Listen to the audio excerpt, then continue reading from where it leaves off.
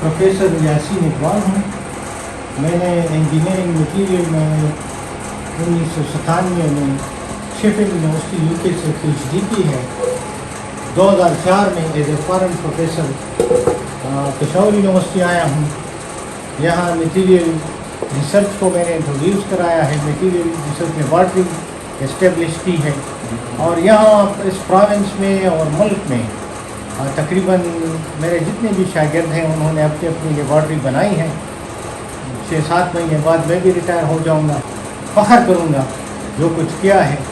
तो और उसकी इम्पोर्टेंस मैंने आपको अभी बता दी। इस प्रोजेक्ट की वजह से चाइना से जो चाइना से जो प्रोजेक्ट है ये डॉक्टर खान आलम साहब और लेंजाओ यूनिवर्सिटी के कोलेब्रेशन से यहाँ शुरू हो गया है और एटमॉस्फेरिक और एनवायरमेंटल साइंसेस की रिसर्च लेबॉर्ट्री है।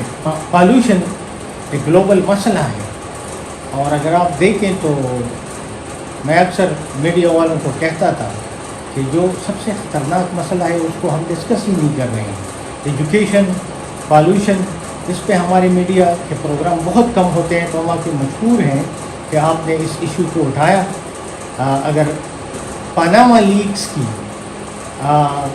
जितनी उसको कवरेज दी गई 6 महीने की उसको ले लें और जब से ये मीडिया आ गया है उस दिन से आज तक ले लें तो एजुकेशन और एनवायरनमेंट इन चीज़ों पे ये प्रोग्राम नहीं हुए। पेशावर में हम देखते हैं कि पॉल्यूशन काफ़ी है। जब बंदा रोड पे चलता है, किसी ब्रिज पे खड़ा होता है तो एक धूल सी नज़र आती है हर तरफ। ये धूल क्या है? इस लेबॉर्ट्री से हम ये मालूम करेंगे कि इसमें जो गैसेस हैं आया ये मुज़िर सेहत हैं, कम मुज़िर हैं, ज़्यादा मुज़िर हैं, आया ये कार्बन मोनोऑक्साइड है, कार्बन डाइऑक्साइड है, नाइट्रोजनस मटीरियल है, इसकी पार्टिकल साइज़ क्या है, इसकी केमिस्ट्री क्या है, इसकी फ़िज़िकल प्रॉपर्टीज़ क्या हैं। तो अभी तक जब हम फिज़िक्स डिपार्टमेंट में या पाकिस्तान में डेटा लेते थे एनवायरनमेंट के बारे में तो वो हम दूसरी दुनिया के ममालिक के सैटेलाइट से लेते थे। अब ये हमारे पास अपनी लेबॉर्ट्री हो गई और लेंजाओ यूनिवर्सिटी और डॉक्टर खान आलम साहब इस पे काम कर रहे हैं और इस लेबॉर्ट्री को ये आगे बढ़ाएंगे। तकरीबन 500 मिलियन रुपीस तक ये प्रोजेक्ट जाएगा और वो लोग बहुत इंटरेस्टेड हैं।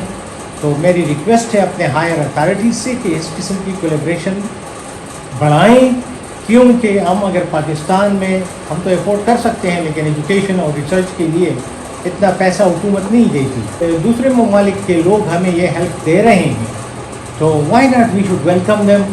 और वेलकम किस तरह करेंगे कि वो फैसिलिटीज़ प्रॉपर्ली यूटिलाइज हों, यूनिवर्सिटी उनको फैसिलिटेट करें, उनको सिक्योरिटी दें, वो असातिज़ा जो इस किस्म के प्रोजेक्ट लेते हैं उनको इनकरेज करें।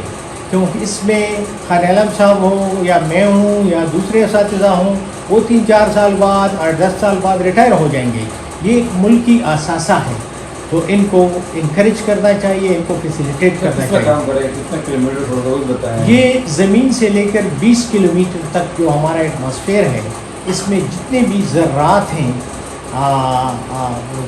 स्मोक्स हैं, उनकी हम केमिस्ट्री, फिज़िक्स और एनवायरमेंटल इम्पैक्ट्स जो इन चीज़ों को होते हैं, पार्टिकल साइज़, ये सारे सैंपल हमारे पास आएंगे। यानी हवा में परिंदा भी गुजरेगा तो उसका ये रिकॉर्ड रखेंगे कि इस फ़िज़ा में किस किस्म के परिंदे चले गए और कितनी इंटरप्शन हो गई, एरोप्लेन की वजह से क्या हो रहा है। इस तरह जो दूसरे पॉल्यूशंस हैं, कार्बोनेशियस पॉल्यूशंस, उनके बारे में हमें पता चल जाएगा।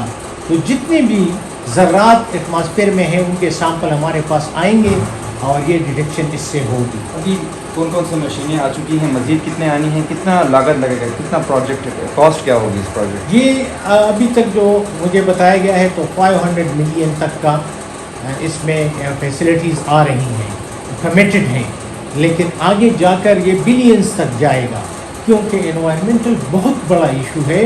अभी जो सैलाब गुजरे इन सब के असरात जो हैं, जो रिसर्च हम करेंगे, जो हम मालूमात करेंगे, लोग ईयर्स का, सेंचुरीज़ का डेटा कलेक्ट करके उसके बेसिस पे प्रिडिक्शन करते हैं कि आइंदा किस किस्म के आफात का हमें सामना करना पड़ेगा, किस किस्म की फसलें हमारे इलाकों में उगेंगी, किन किन फसलों के लिए हमारी ज़मीन या एनवायरनमेंट ठीक नहीं है, तो इसकी इक़्तिसाद के साथ भी बड़ी डीप रिलेशनशिप है कि जो हम एनवायरनमेंट से जो लेंगे, एनवायरनमेंट सब कुछ है।